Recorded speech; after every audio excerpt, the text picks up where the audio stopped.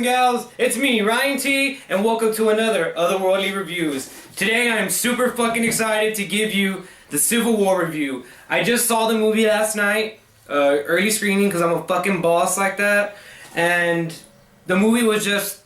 I have to start off by saying, this movie is... I'm a huge DC and Marvel fan, but Marvel just blew DC out of the water with this movie.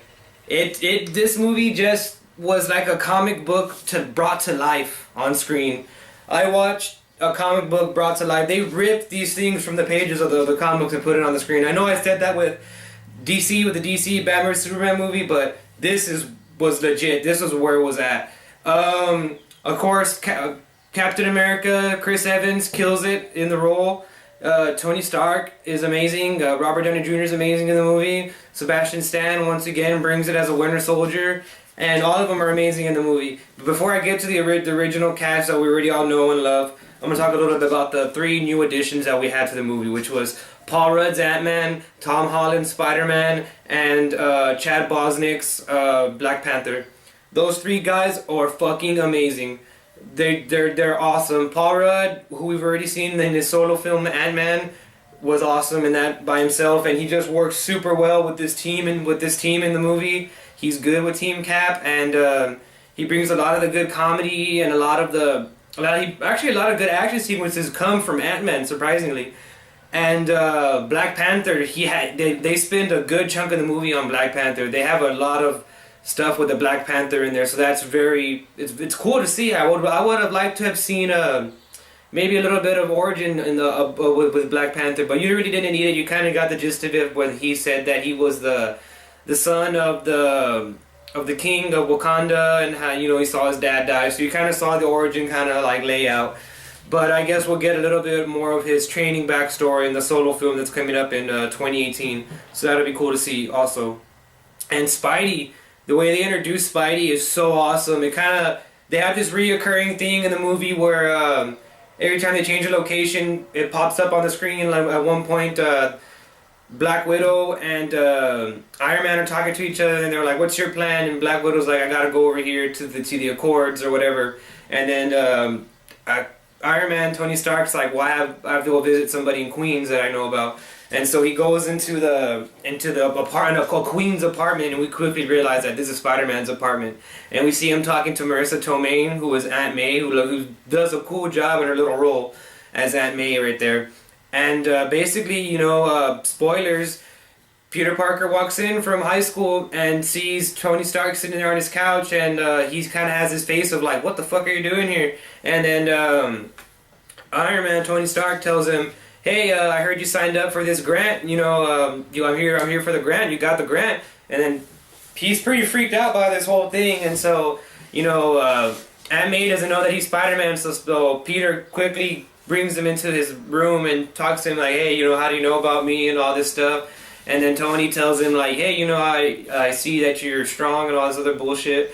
And he basically gives him a quick couple of little funny jabs about how his suit's kind of shitty and stuff, and basically tells him, "Yeah, you come with me to Berlin, and we're gonna go and try to stop Captain America and stuff." And so that happens relatively quick, and they make their way to what I like to call the piece de la resistance, the reason you're going to go see this fucking movie.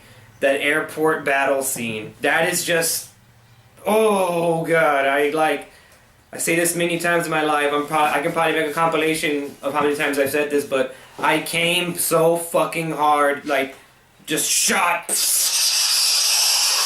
of nerd jizz all over the place. It was amazing.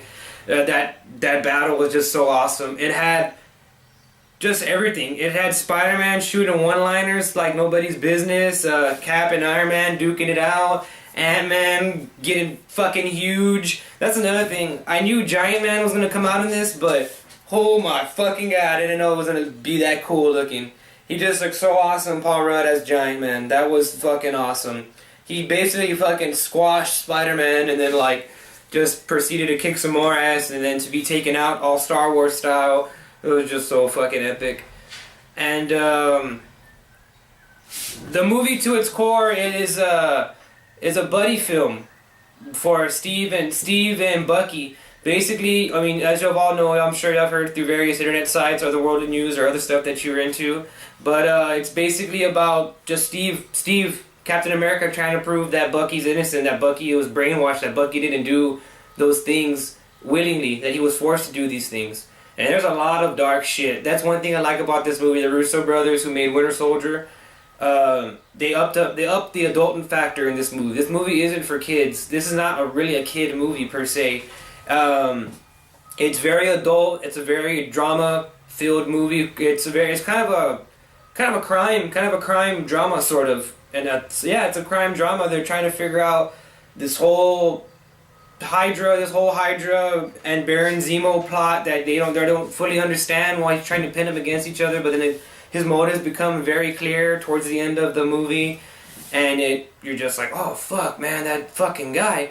But Baron Zemo is a very weak villain in this movie. He's even weak in the comic books, but he's, I guess, not a villain that possesses so much strength. He's more of like a mind villain, a psychological villain who gets like not that much screen time, who Cap quickly figures out that he's the bad guy, but Tony doesn't want to believe him, and then Tony later is like, oh fuck, I was wrong.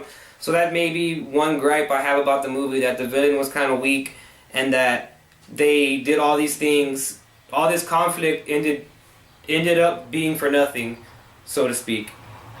So I thought that was a little off-putting, but other than that, it was super cool.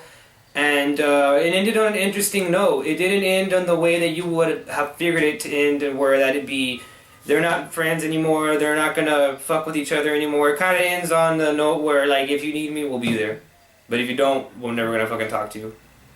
So kind of like at a frenemy level, Cap and Iron Man are like at a frenemy level now, so to speak. So it'll be interesting going into Infinity War, if that's what it's still gonna be called, to see what their relationship is in there.